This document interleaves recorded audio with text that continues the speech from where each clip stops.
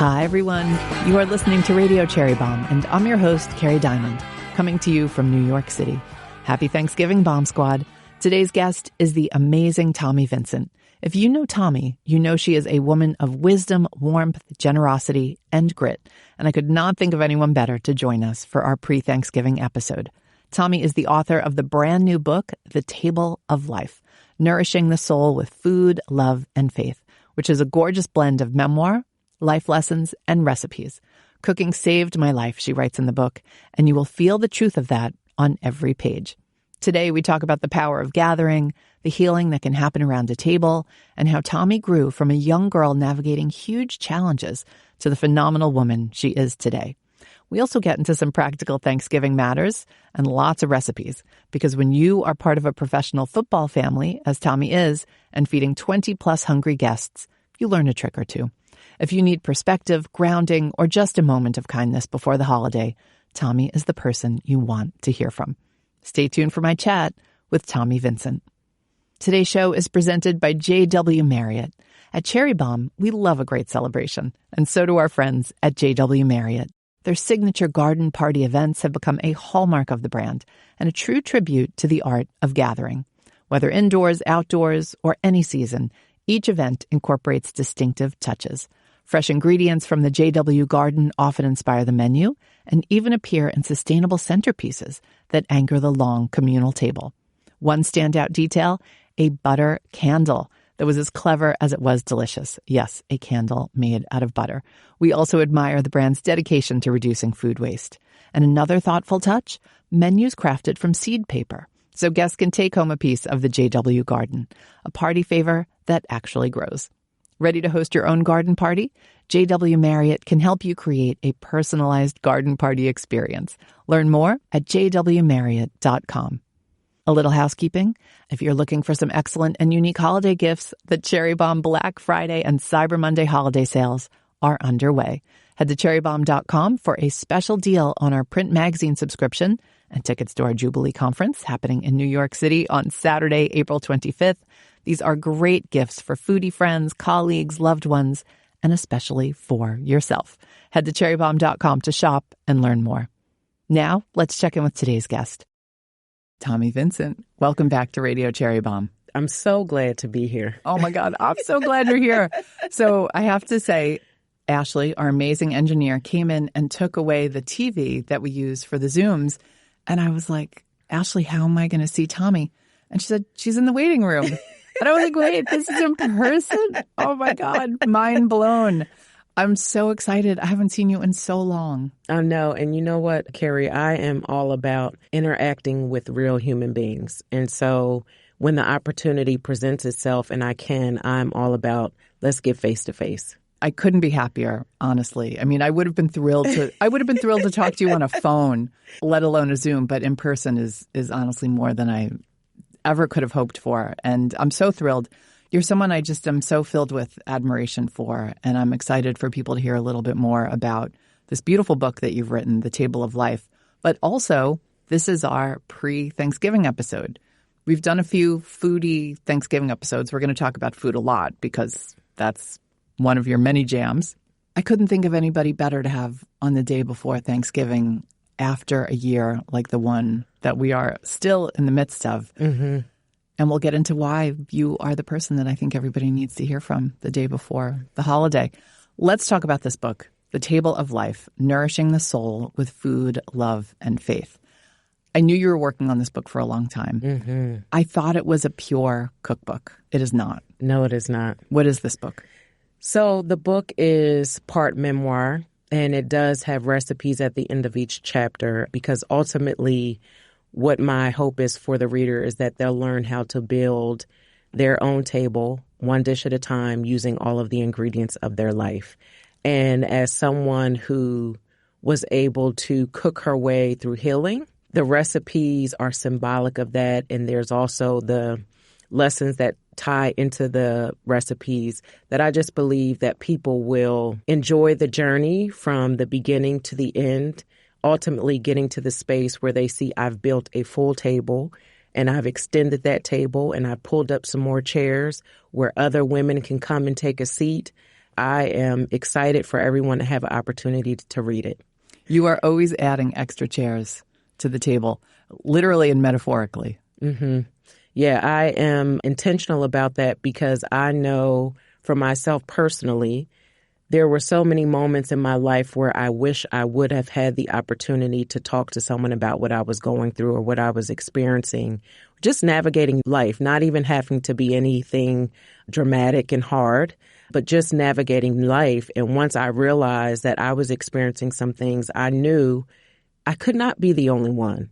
And so the opportunity to get to engage in this journey, life's journey with other women, for me, it does so much for my own soul and continues to contribute to my personal growth and healing.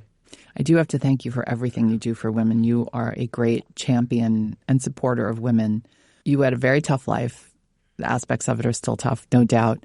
Every opportunity you get to give back, you do. And that is just so admirable.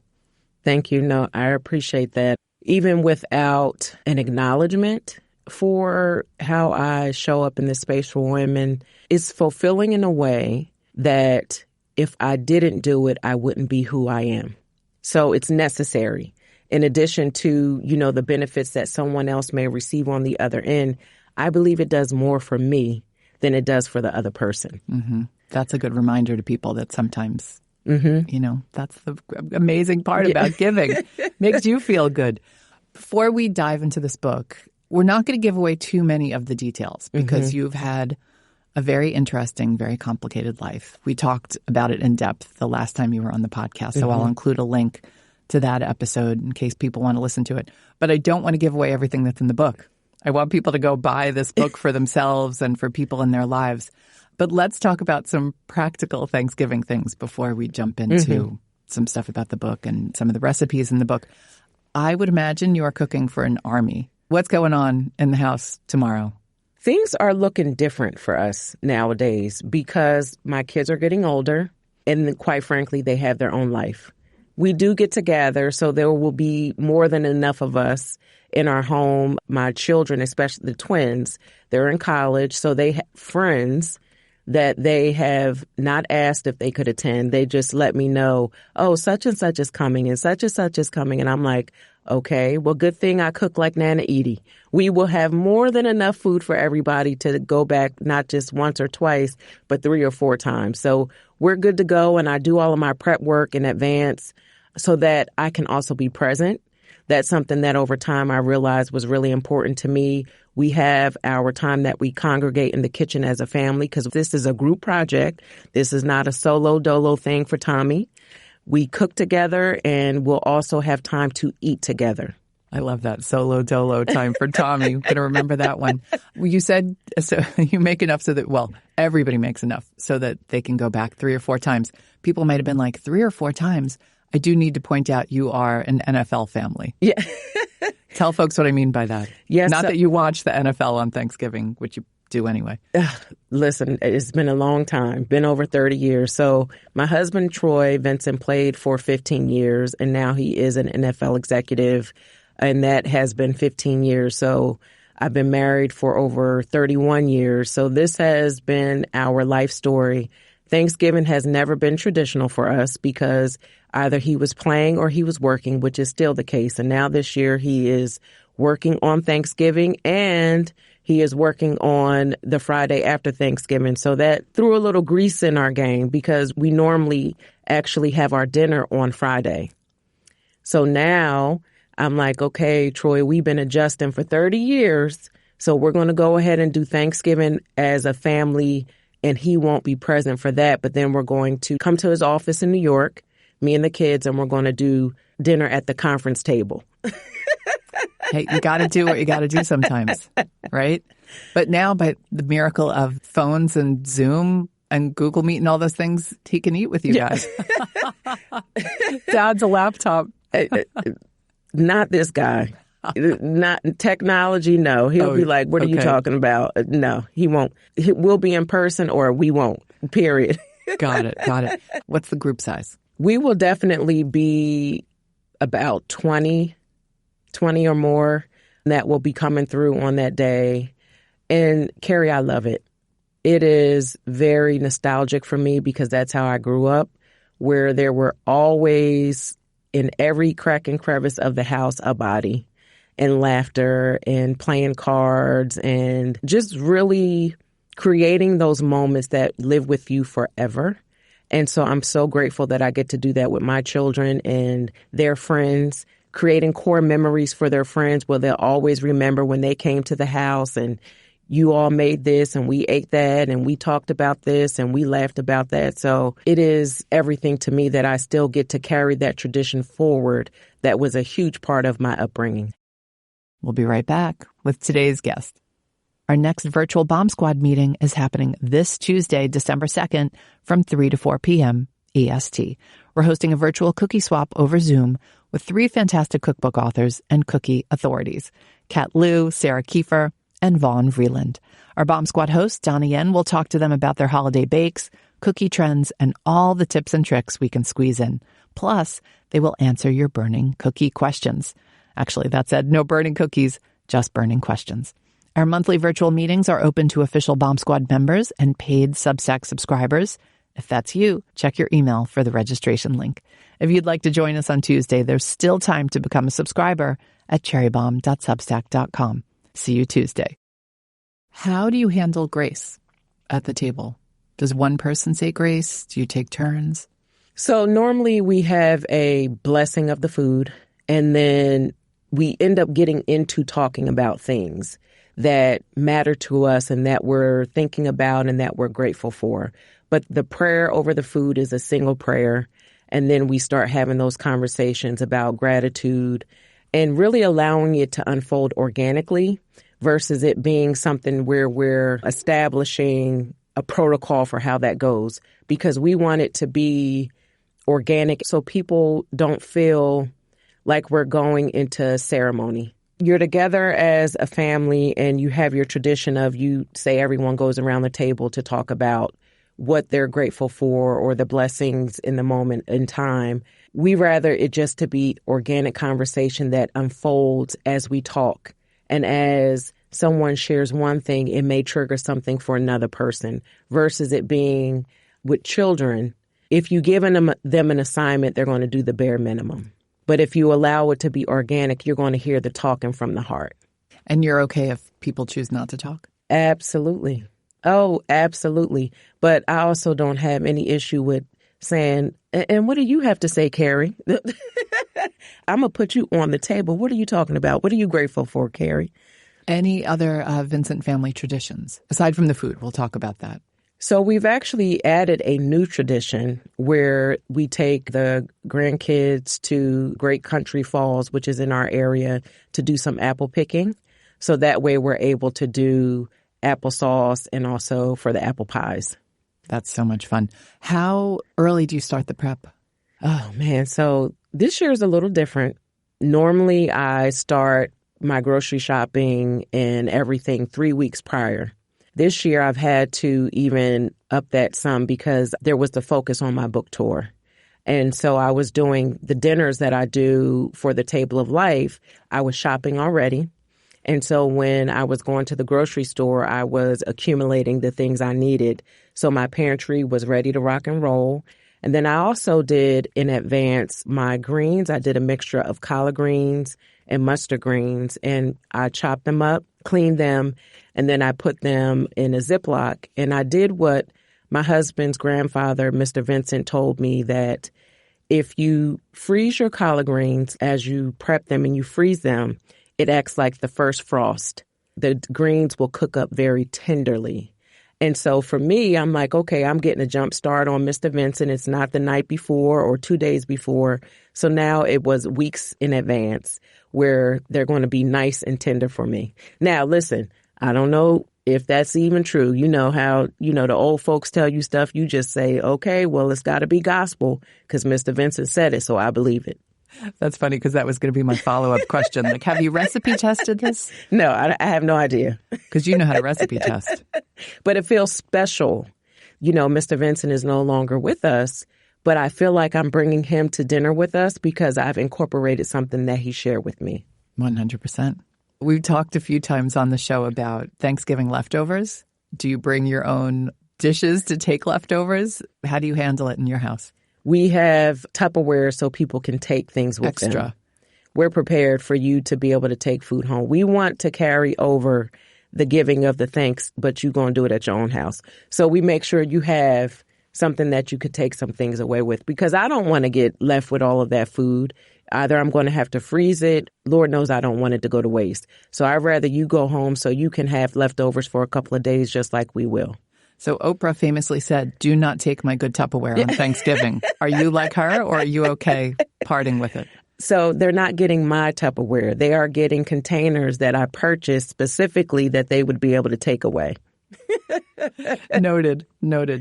Before we talk about the specific recipes, I want to talk about this book. Why did you want to write a book?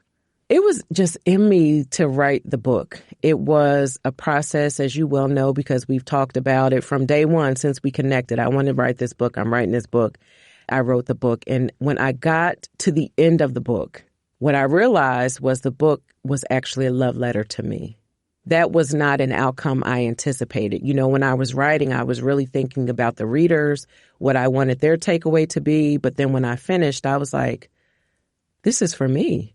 And then I also was able to look at aspects of my life where when you're in life and you're going through life, I know I did not realize how challenging the totality of my life was. It was just life, and it was dishing up what it was dishing, and I was taking it all in. And when I got on the other side and I thought about it, I said, wow, this was a lot. And then I'm like, you a bad girl. You were able to not only get through those things and survive those things, but now you're in life and you're thriving. To bring it home with your question, in the end, I realized I wrote it for me. And everyone else gets to pull up a seat and they get to feast in the dishes that were on my table. And now they'll be equipped to do that for themselves. Did you consider any other title other than The Table of Life? I did. It was The Seasoned Life. And I could not use that one because Aisha Curry, one, she has a trademark, she has a website, and she has a book. So I'm like, I can't have her book popping up top before my book. The reason I ask is because I can't think of a better title that describes everything people know and love about you than The Table of Life.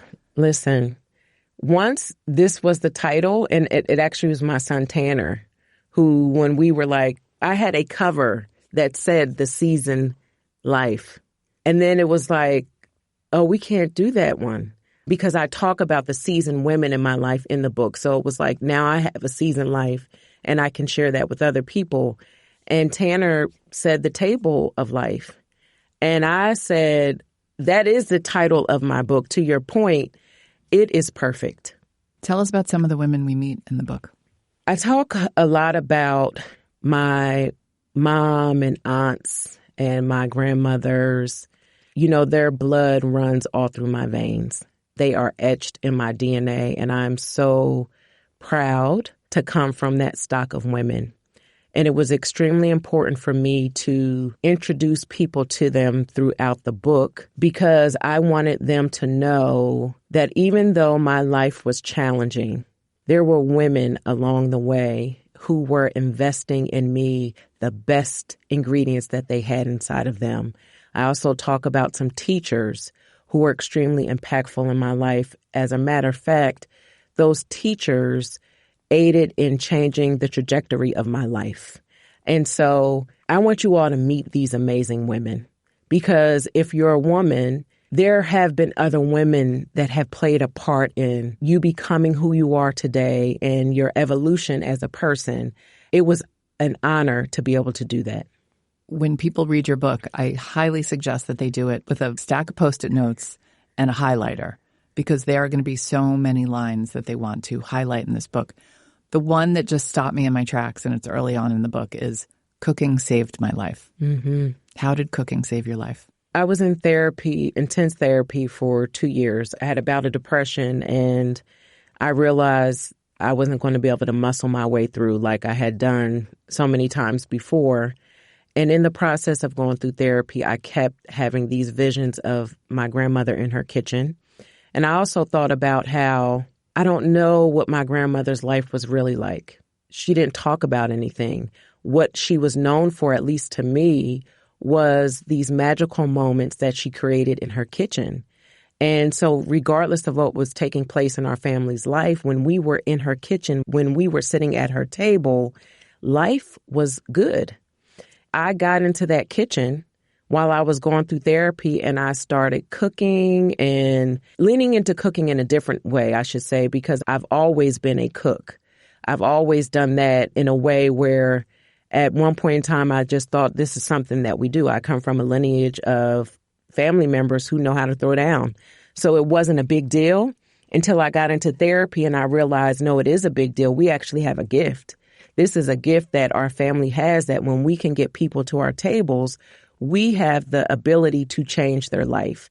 And so I leaned in really hard and I cooked all the time. So much so that my family knows if I'm not cooking, if I stop this, then something is going on, because the thing that gives me so much joy and so much life is absent, and I'm not present because what is my present is not activated. Mm-hmm. The past few weeks, I've had a little bit more time to cook, and just being reminded of how grounding cooking is, even if it's just for yourself. Mm-hmm. You think about the rhythm of when you're cutting stuff on the cutting board. You can literally get lost in the kitchen. It could be a whole lot happening in life, but for this moment, you are transported into this space where it's all about feeding.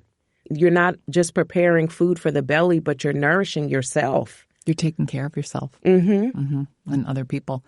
And you sometimes forget that part of it. You know, it's just you have to eat dinner, but you really, truly are taking care of yourself. Tommi, you know what I forgot to ask you about for Thanksgiving, and given that you're having so many people over, I know the Vincents get on famously.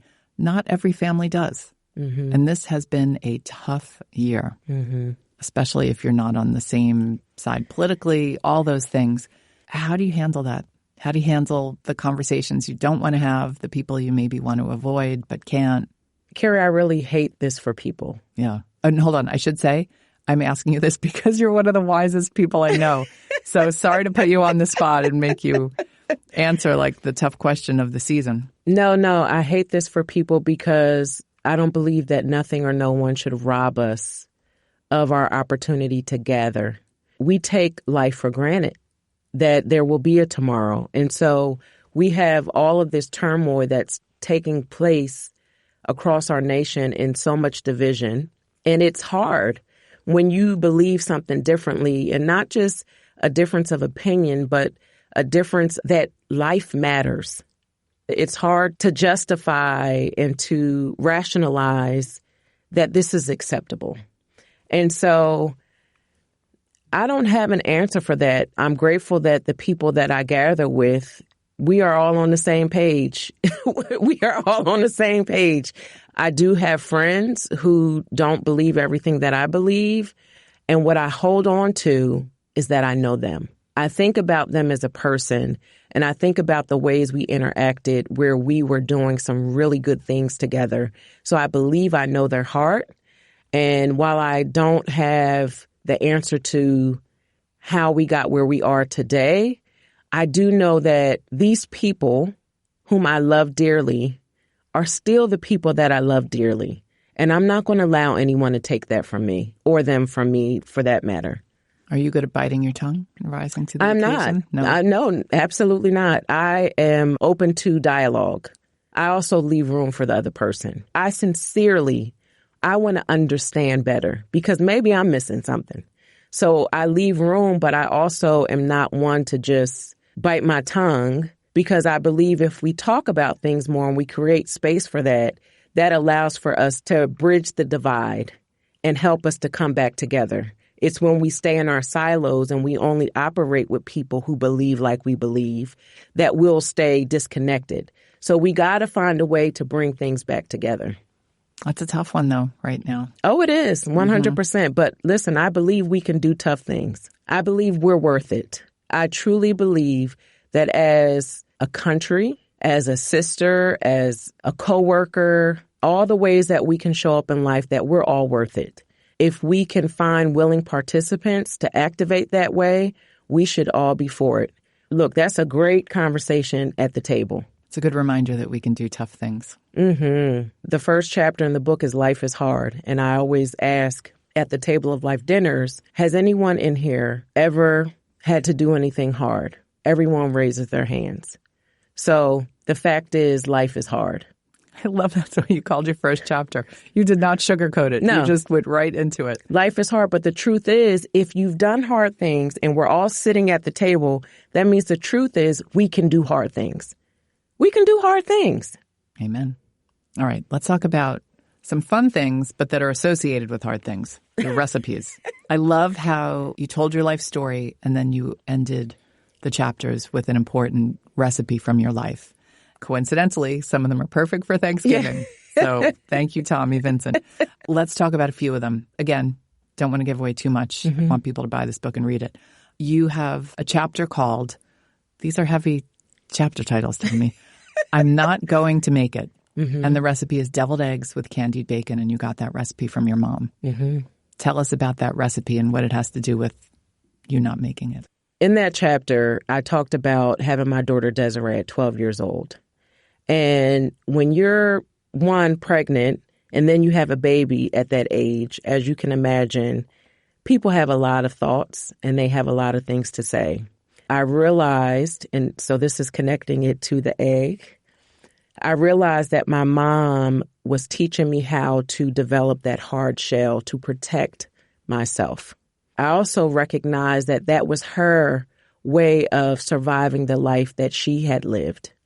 And so she was gifting that to me as a tool to navigate life. As I matured, what I realized was that it was necessary to break that shell open to get to the good stuff. Nobody's eating the shells. You're eating what's on the inside of that. And so I was able to crack the egg open and get to the best parts of who I am so that I could be served up in a delicious dish for all of those who have an opportunity to sit at my table. That's beautiful. That chapter was harrowing, as people can imagine, and just the way you were treated by the doctors was awful. And the fact that you are still here with us today and so resilient is just such a testament to so many things. Yeah, I was just talking about that the other day, about the doctors and how they mistreated me. And every time I think about it, I get another snippet of that moment in time where, wow, not only did they do this, they did that. But what I recognized was that they had determined that my choice somehow made me less worthy of care. I'm so grateful that I did make it through that situation. I have the opportunity now to see people like myself who other people disregarded and counted as nothing. And I'm able to demonstrate to them and to communicate to them that they are indeed worthy and that they are not their choices. Those choices now have an opportunity to create some type of life lesson for them so that they can evolve and become everything that they've been created to be. It must break your heart that all these years later, we're still having conversations about how powerful people treat young women and the complete disregard. Young women, older women. All right, all women, but particularly in the news. Young right women. Now. Yeah. And when you don't know how to advocate for yourself, mistreatment can sneak up on you where you don't even recognize that there's mistreatment taking place. That is one of the reasons why I believe it's so important for older women to be in communication with younger women. We have to pass along the life lessons so that they don't have to work their way and navigate their way through the darkness, that they're going through there at least with a flashlight so they can see where they're going and they can avoid the obstacles that are in front of them instead of having to plow into them, get damaged, become harmed before they can make their way into the light. Did you follow that whole women ruin the workplace conversation a few weeks ago? No. Oh, my gosh. Count your blessings that you didn't follow that.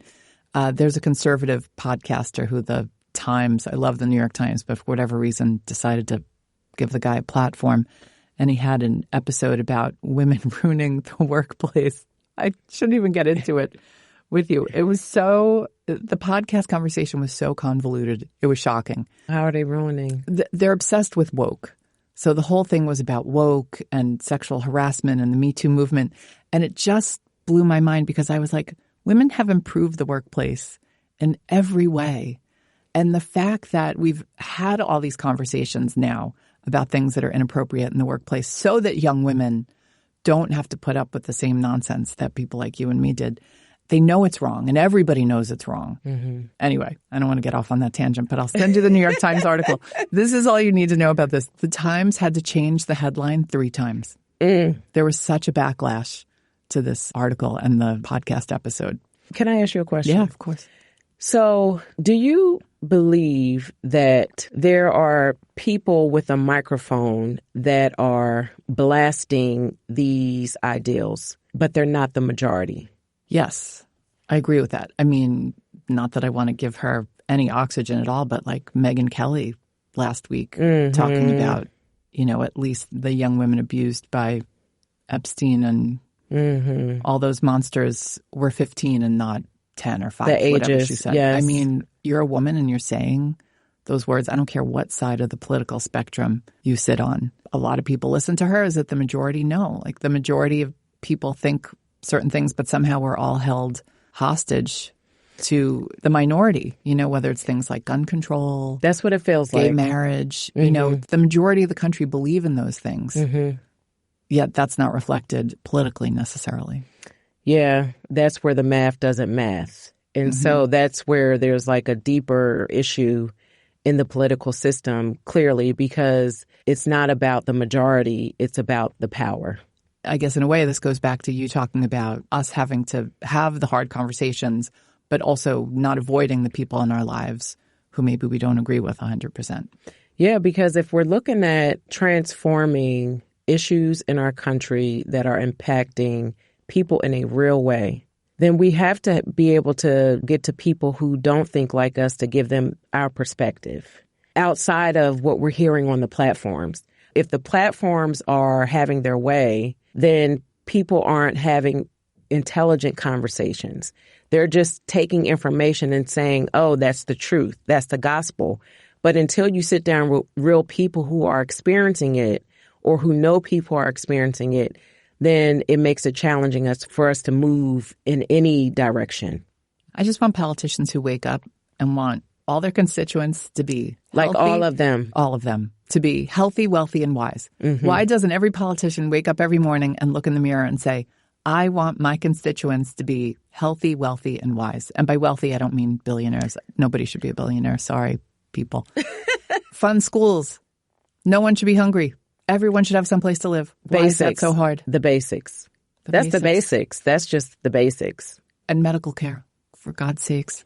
Don't raise the premiums that high. I mean, we've been brainwashed to think that we're so lucky to have those things. Anyway, all right, back to recipes. All right. The chapter titled Superwoman, collard greens, your favorite. We talked about collards a little. But that recipe's pure collard, no mustard greens, right, in that one? Yeah, in the book, this is just the collard greens. And so I'm a dump cook, and so... Wait, did you say a dump cook? A dump cook. D-U-M-P. Yes. It took me a minute to spell there. That is a real term. So a dump I know dump cakes. If you cook without recipes and you're just dumping in... I never heard that term before. You're a dump cook, and so I'm a dump cook. So there's recipes in the book, and when I'm out doing the dinners, I cook some of those recipes.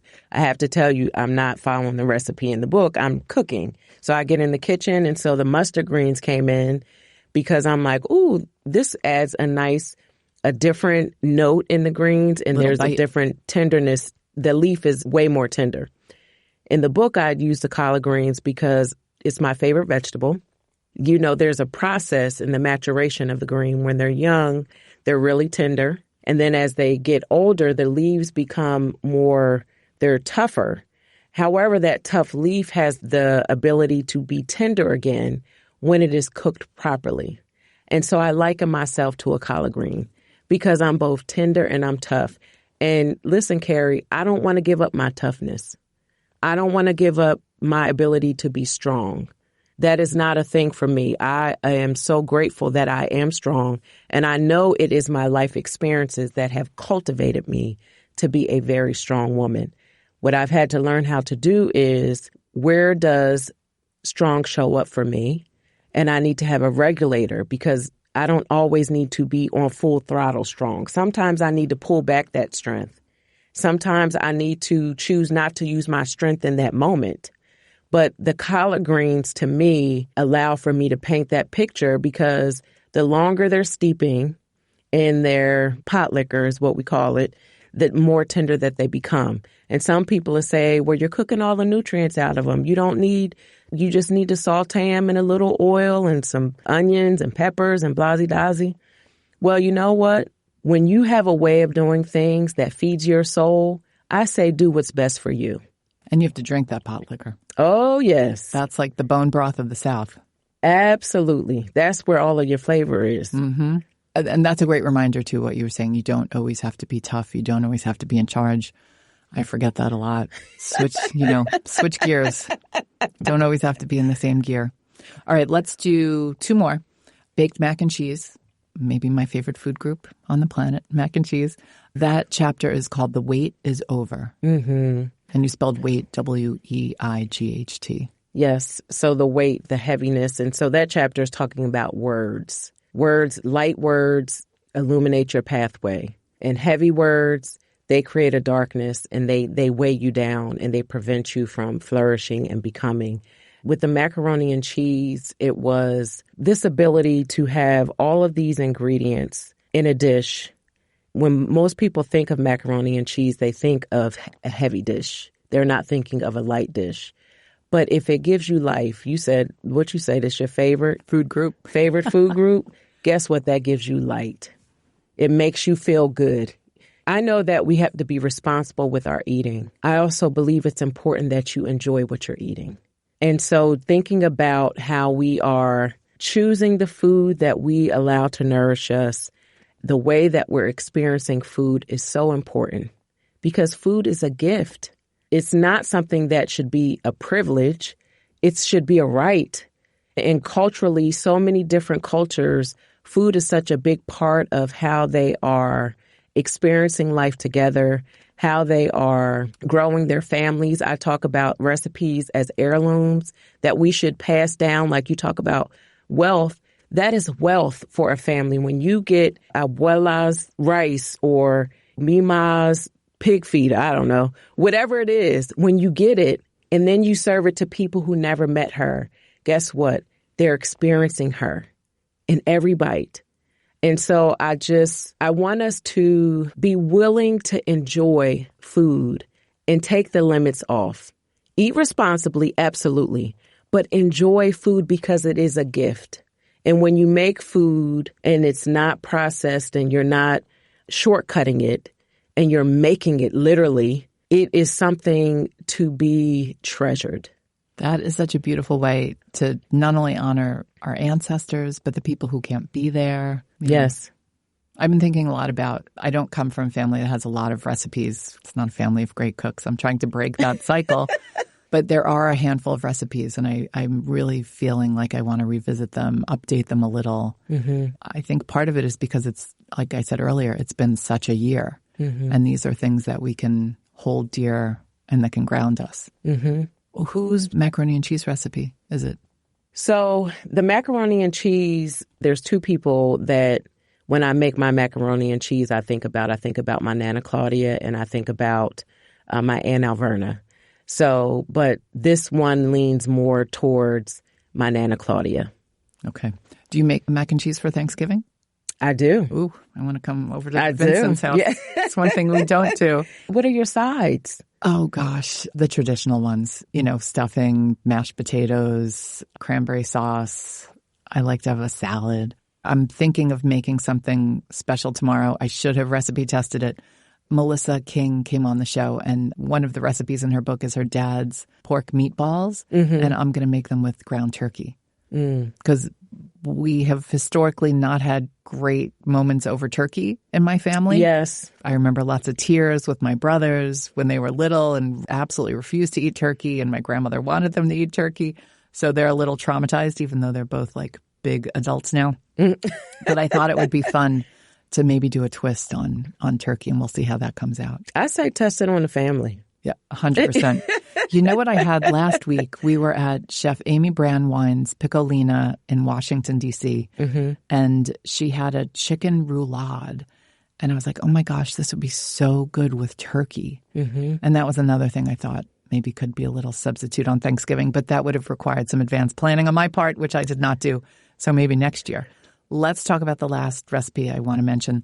The chapter is called Walking in the Light, and it's sweet potato pie. So my sweet potato pie was inspired by my Aunt Eileen. The first time I learned how to make it, I was in her kitchen. I remember it like it was yesterday.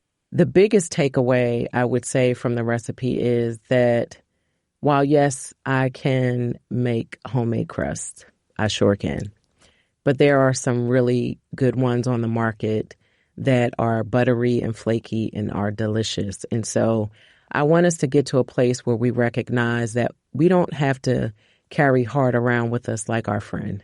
Go buy the store-bought pie crust, make your filling, fill it up, and boom, you done cut out half of the process in the time. You know what I'm saying? Pie crust pressure is a real thing. It's a real thing. Find one you really like. Yeah. I enjoy making pie crust, but that's not everybody's jam. But when I'm making like a meal, I also think about what are my star players going to be from a dish perspective. And those are the dishes I really invest in. And then the other ones, the supporting cast, I don't make them as complex. So that way I could just do them with my eyes closed. Really simple dishes that are still delicious, but they don't have the time requirement and a long list of ingredients. You look at this like a football coach, Tommi. I'm all about working smarter, not harder. That's important to me. That's a good reminder. Sometimes I'm the opposite. All of your dishes have 50 ingredients and... Oh, just my life. My life. Yeah. Work smarter, not harder, people. If you remember anything from today. Well, Tommi, now I know why you wrote in the book, Cooking Saved My Life. You have so many beautiful associations with the dishes in your life. I love that so many of the recipes, and these are things that are going to be on the Vincent Thanksgiving table. Yes. It really is the table of life. It is the table of life. Aw. Tommi, what are you most thankful for this year? I am thankful for my family and that we are not divided and that we look forward to spending time together. That is major. I think we need community, but when you can have family as your community, that's a blessing. I agree. I was thinking about that the other day. I have a lot of siblings, and just the fact that we're all sort of on the same page, I'm very, very, very grateful for. Well, Tommi, I'm also thankful for you. I know I don't get to see you as often as we would both like, but I'm so grateful for you and everything that you've done for this community of women. I hope you and your family have a beautiful holiday. Thank you. You too. That's it for today's show. Thank you to Tommi Vincent for joining me. If you love this episode, be sure to check out past episodes with Tommi and also with her daughter, documentary film producer Desiree Vincent Levy. Also, be sure to check out our holiday sale at cherrybombe.com and save on our print magazine subscription and Jubilee tickets. They make great gifts, if I say so myself. Our theme song is by the band Tra La La. Special thanks to City Vox Studio in Manhattan. Our producers are Catherine Baker and Jenna Sadu. Our executive assistant is Bridget Pittman. And our head of partnerships is Rachel Close. Thanks for listening, everybody. You are the bomb. I hope you have a lovely holiday and that you know how thankful I am for each and every one of you.